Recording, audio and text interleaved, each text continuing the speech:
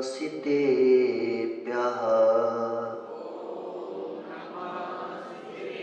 ॐ नमः शितेभ्यः। इंद्रशतवन्दियाडं त्योर्हित मधुर विशदवाकाडम् अन्तातीतगुणाणं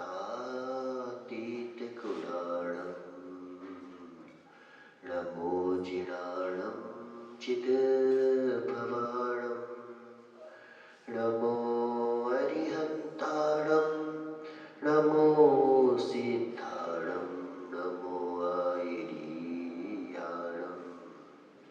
नमो वज्रायाणं नमो लुए सब साहुणम।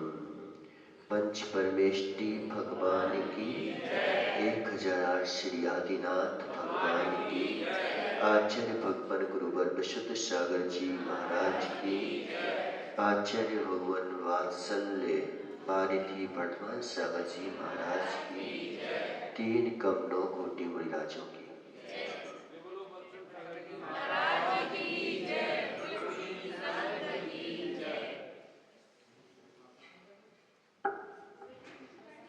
ओम नमः शिवाय। यहाँ पर आचार्य भगवान सोमदेव सूरी सिंदूर प्रकरण ग्रंथ में संगति का प्रधानता से कथन कर रही है। हम देखें तो पता चलेगा कि क्रोध की प्रतिक्रिया में हमें क्रोध उत्पन्न हो जाता है, मान की प्रतिक्रिया में हमें मान उत्पन्न हो जाता है,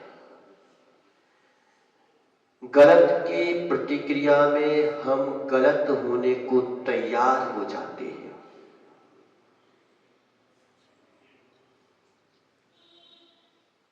लेकिन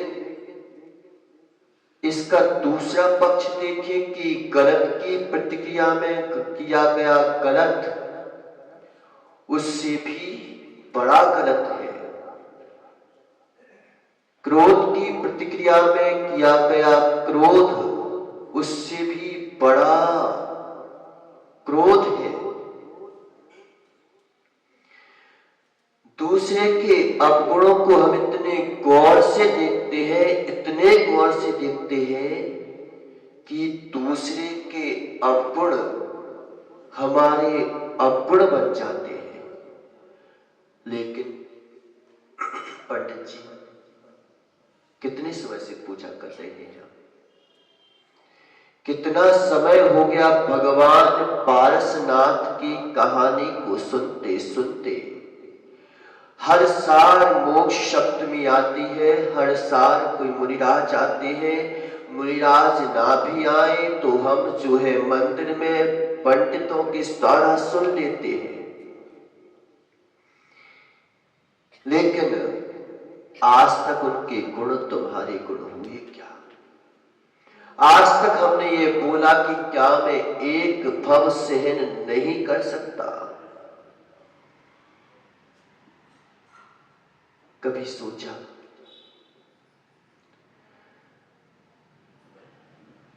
कोई क्षमावान व्यक्ति होगा, हम उसके गुणगान हृदय से नहीं गाते। अगर हम गुणवान व्यक्तियों के गुणगान भी गा रहे हैं तो फिर किसके लिए गा रहे हैं?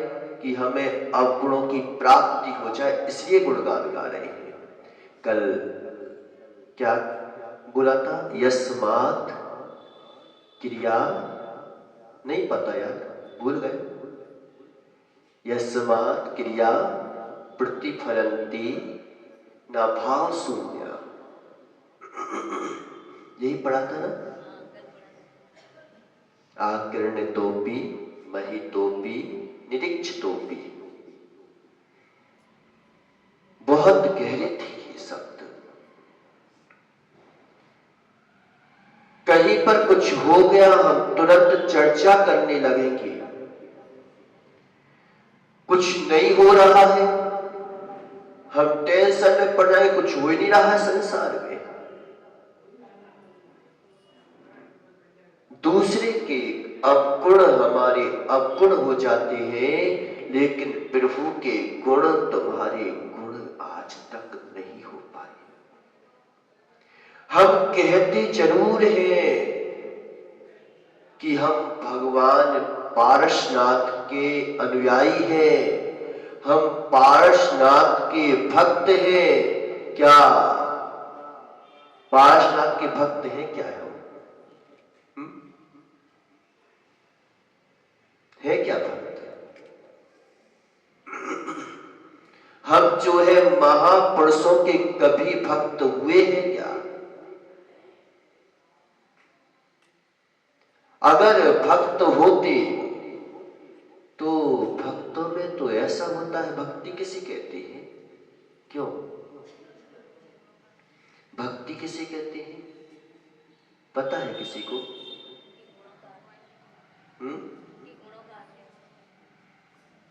पूज्येषु गुणानुरागो भक्ति। बोलो एक साथ, अच्छे जम के बोलो। ऐसी बच्चे के ऊपर चिल्लाते हो जब ऊधम मचाता है तो अच्छे जम के बोलो। जितनी जो है ठंड लग रही है तुमको, वो सब ठंड बाहर निकल जाए, इतनी जम के बोलो। पूज्येषु गुणानुरागो भक्ति। अच्छा, जेंट्सों का क्या मौन है क्या? क्यों कि मैं मौन लेके आएंगे महाराज जी, हम आपके सामने कुछ बोलेंगे नहीं? ऐसा मौन लेके आए क्या? तो कम से कम भक्ति की परिभाषा तो याद कर लो कि हम भक्ति कर रहे हैं, कब से कर रहे हैं, कितना समय हो गया। लेकिन हम कर रहे हैं, बस हमें पता नहीं हम क्यों कर रहे हैं। तो पढ़ो, पूज्येषु गुणानुरागो भक्ति। पूज्य पुरुषों में गुणों के प्रति जो अनुराग है, राग नहीं बोला, अनुराग बोला है। अनुराग में और राग में बहुत अंतर है, जमीन आसमान का अंतर है। लेकिन अनुराग के बिना तुम भगवत्ता को प्राप्त नहीं कर सकते। देखो, वीतरागता में अनुराग की बात कही कि सबसे पहले तुम जो हो वीतरागता में अनुराग जगाओ, तुम अपने वीतराग गुण को भूल जाओ। क्योंकि तुम सोचते हो, हम क्या पता कई बार वीतरागी हो जाती है, लेकिन वीतरागी नहीं होता, वो द्वेष भाव होता है। कैसे वीतरागी होते हैं? किसी से कुछ गलती हो गई, कुछ हो गया, हम तुमसे नहीं बोलेंगे, हम उससे बोलते ही नहीं है, इतना समय हो गया।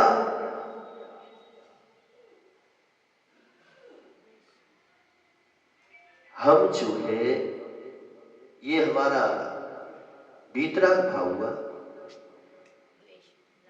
हम कहते जरूर है कि माध्यस्थ हो गए, उसके प्रति अब हम ज्यादा वो नहीं करते, लेकिन सामने दिख जाता है तब हम फिर उसी के बारे में सोचने लगते हैं। कई बार हमारे अंतरंग में ये भाव रहते हैं, हम बोलते नहीं है, हम करते नहीं है। अब हमने उसके प्रति जो है ज्यादा सोचना बंद कर दिया। अब तुम ये बोल रहे हो कि अब हमने उसके बारे में सोचना बंद कर दिया, इसका मतलब क्या हुआ? कि हम उसी के बारे में सोच रहे। बहुत मुश्किल काम होता है अनुराग उत्पन्न कर पाना।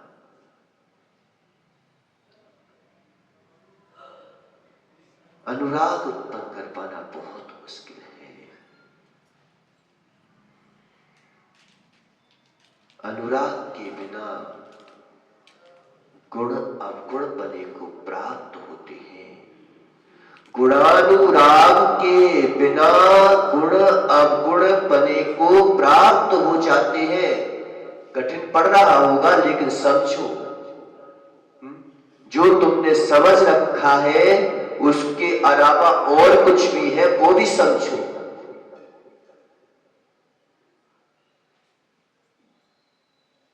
कि गुणों के अनुराग के बिना गुण अवगुण पने को प्राप्त हो जाते हैं। आप गुणवान हो, आप में कई गुण हैं, लेकिन वे गुण भी जो है अवगुण पने को प्राप्त हो जाते हैं। नहीं आया समझ? क्या गुण कभी अवगुण होता है क्या?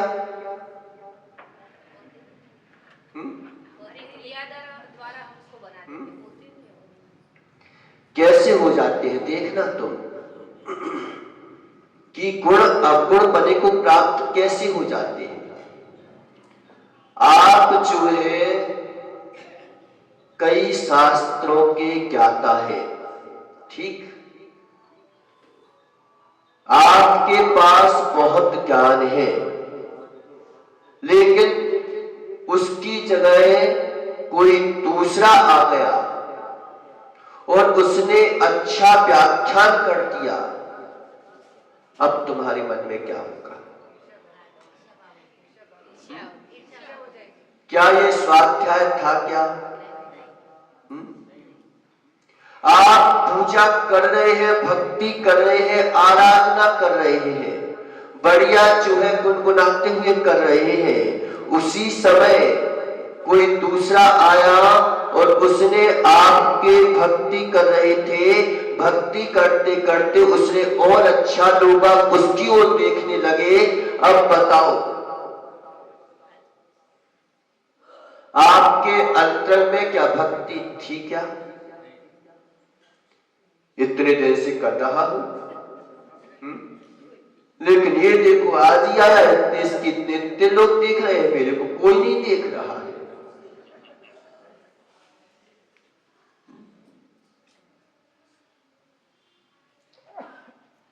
इसलिए बोला कि पूज्येषु, हमने पूज्य पुरुषों में गुणों के प्रति अनुराग जगाया कि पड़ोसी के प्रति अनुराग जगाया? किसके प्रति अनुराग जगाया?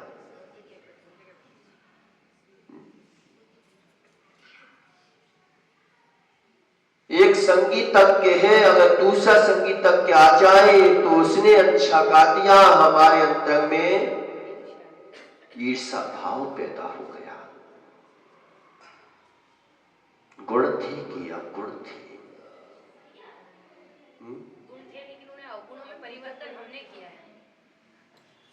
गुणों के प्रति अनुराग नहीं है हमारा। गुणों के प्रति अनुराग होता तो आप श्रेष्ठ हैं, आप महान हैं। बड़ेपन का भाव आना ही, बड़प्पन होना और बड़ेपन का भाव आना दोनों में भिन्न है। हम बड़े हम बड़े हम बड़े के चक्कर में देखो आप कि हम जो है प्रतिक्रमण करते, पाक्षिक प्रतिक्रमण। पाक्षिक प्रतिक्रमण में श्रावकों का भी प्रतिक्रमण समाहित है, आता कि नहीं आता? बड़ा प्रतिक्रमण करते हैं, उस प्रतिक्रमण में ये मुनिराज करते हैं, और मुनिराज करते हैं उस प्रतिक्रमण में श्रावकों का प्रतिक्रमण भी समाहित है। अब श्रेष्ठ मुनिराज है कि श्रावक है? और मुनिराज जो है श्रावकों का प्रतिक्रमण दोहरा रहे हैं। क्यों? क्योंकि हो सकता है कि तुमने जो है घर छोड़ दिया, परिवार छोड़ दिया, मुनि दीक्षा ले ली, लेकिन जरूरी नहीं है कि आप जो है मुनि और मुनित्व में अंतर है। मनुष्य और मनुष्यत्व, मानवता, इन दोनों में अंतर है। क्या कह देते हैं? अगर संस्कृत में विभक्तियां ना लगाई जाए तो उन संज्ञाओं की मृत संज्ञा होती है। अगर मनुष्य ही मात्र दिया तो वो संस्कृत में संस्कारित शब्द नहीं कहलाएगा और वो जो है मृत शब्द कहलाएगा। है तो मनुष्य, लेकिन इसमें मनुष्यता नहीं है। ऐसे ही है तो मुनि, लेकिन मुनि के योग के कार्य नहीं कर रहे हैं। अगर श्रावकों ने भी आपको जो है नमोस्तु किया और आपने बिजी नहीं थे, सामायिक नहीं कर रहे थे या फिर स्वाध्याय नहीं कर रहे थे और आपने आशीर्वाद नहीं दिया, तो ये आपके यहां से कि एक श्रावक के प्रति अवहेलना हो गई। हमने ऐसा तो नहीं किया कि मुनियों के जो है गुणों को अंगीकार करके श्रावकों को हीन मानना शुरू कर दिया हो।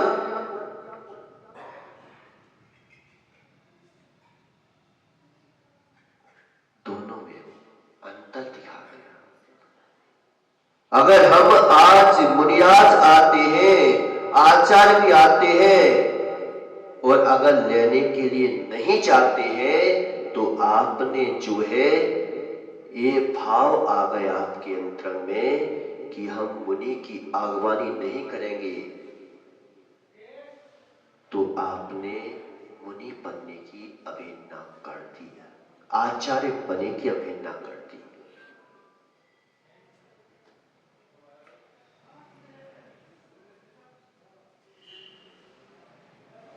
गुण आप गुण बनने को प्राप्त हो जाते हैं।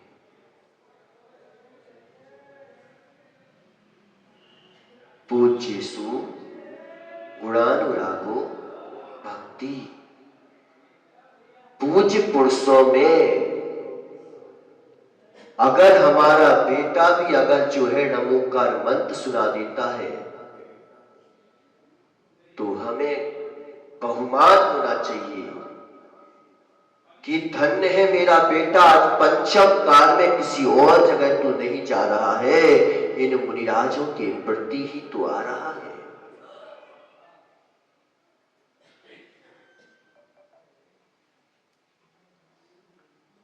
गुणों का व्याख्यान चल रहा है यहाँ पर। अपन एक बार पढ़ लेते हैं, फिर देखते हैं क्या बोलते हैं आचार्य भगवान। हरति कुमति भित्ते मोहम करोति विवेकितां, वितरति व्रतिम सूते नीतिस्तनोति गुणावलिम, प्रथमयति यशोधत्ते धर्म विपोहति दुर्गति, जनयति निर्णाम किम नाभीष्ट गुणोत्तमं संयमः। क्या बोल रहे हैं कि निर्णाम मानवों के गुणोत्तम उत्तम गुणों की संगति किम क्या अभिष्ट इच्छित वस्तु को प्राप्त नहीं कराती। ऐसी कौन सी वस्तु है जो संगति से प्राप्त नहीं हो जाती। हम तो कहते हैं क्या प्राप्त होता है महाराज, ना पैसे कमा पाते हैं ना कुछ कमा पाते हैं। क्या मिल जाता है हमें संगति करने से, अच्छी लोगों की संगति करने से।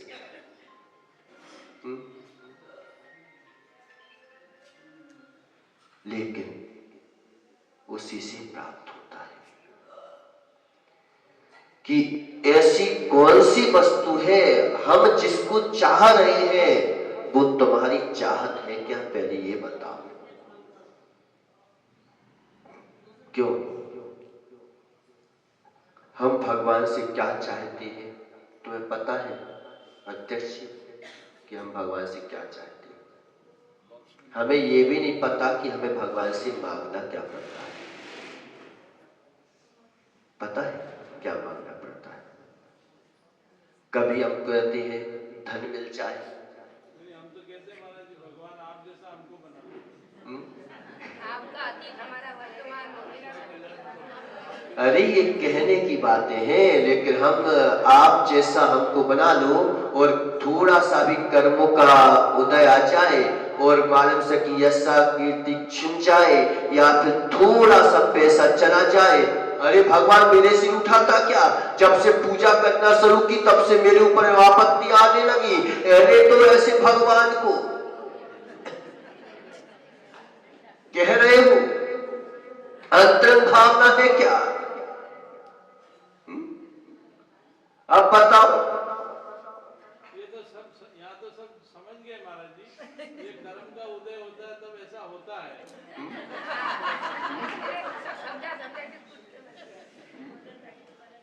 समझ गए, लेकिन अभी तक समझ हमारे अंतरंग में नहीं गई। बार बार सुनेंगे, संभलेंगे, तो हमें समझ में आएगा। कई बार जो है सुना हुआ भी असत्य होता है, देखा हुआ भी असत्य होता है। हमने अभी एक पक्ष बोला कि हो सकता है कि हम मुनिराज को लिवाने नहीं गए, और हो सकता है कि उनका उद्देश्य कुछ और भी हो। हमने एक पक्ष को देख करके पूरा निर्णय नहीं किया जा सकता।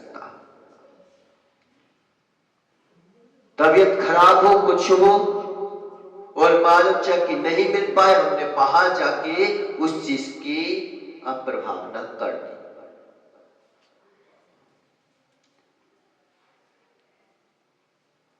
ये भाव तुम्हें जागे क्यों?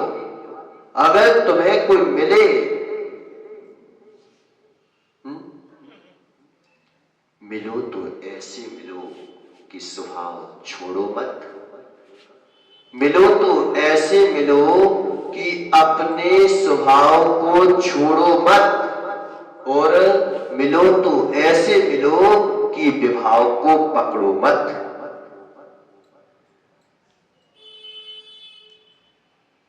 अगर सिद्धांत को समझ लिया तो मिले चाहे नहीं मिले उससे कोई मतलब ही नहीं है। मिलते हुए भी कई चीजें नहीं मिलती और कई चीजें ना मिलते हुए भी मिल जाती है। कई बार हम जो है नहीं मिल रहे हैं तो भी मिले हुए हैं, और कई बार मिल भी गए हैं तो भी जो है नहीं मिले।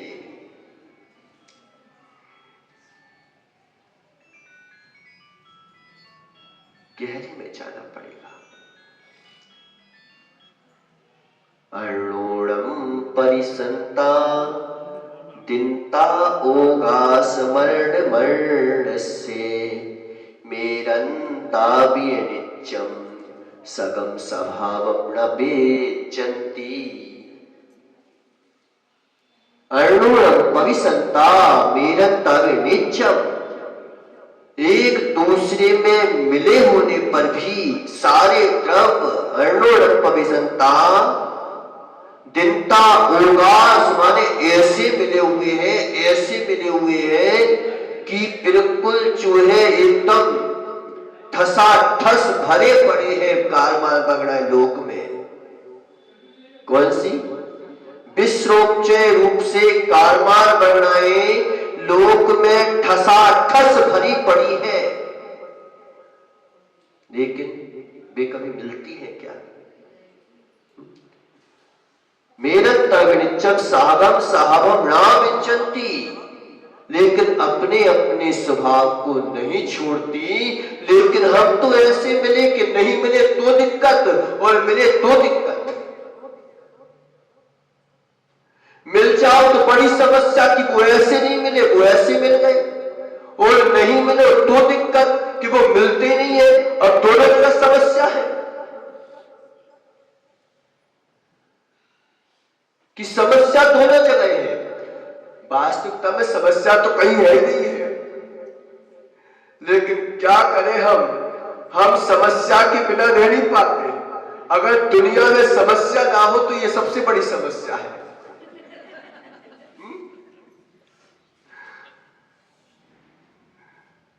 अगर शांति से पूरा देश चलने लग जाए तो बताओ क्या होगा? क्या यार कुछ हो ही नहीं रहा है यार, कुछ होना चाहिए। हमारा मन कहां जाता है, किस ओर जाता है पता नहीं है। अगर हम एकांत में बैठे हैं तो ऐसा लगेगा कि भीड़ होना चाहिए, मैं भीड़ में चला जाऊं। भीड़ में जाऊंगा तो ऐसा लगता है कि मुझे एकांत चाहिए, मेरे बहुत थक चुका हूं इस भीड़ को देख देख करके। अगर कोई बात नहीं मानता तो मैं सोचता हूं कि मैं जो हूं एकांत में जाके एक कोने में बैठ जाऊं, मेरी बात कोई नहीं सुनता। हम ज्ञेयों को नकारना चाहते हैं या फिर स्वीकारना चाहते हैं, लेकिन ज्ञान के विषय को ज्ञान में नहीं जानना, देखना नहीं चाहते। गड़बड़ यहीं पे है।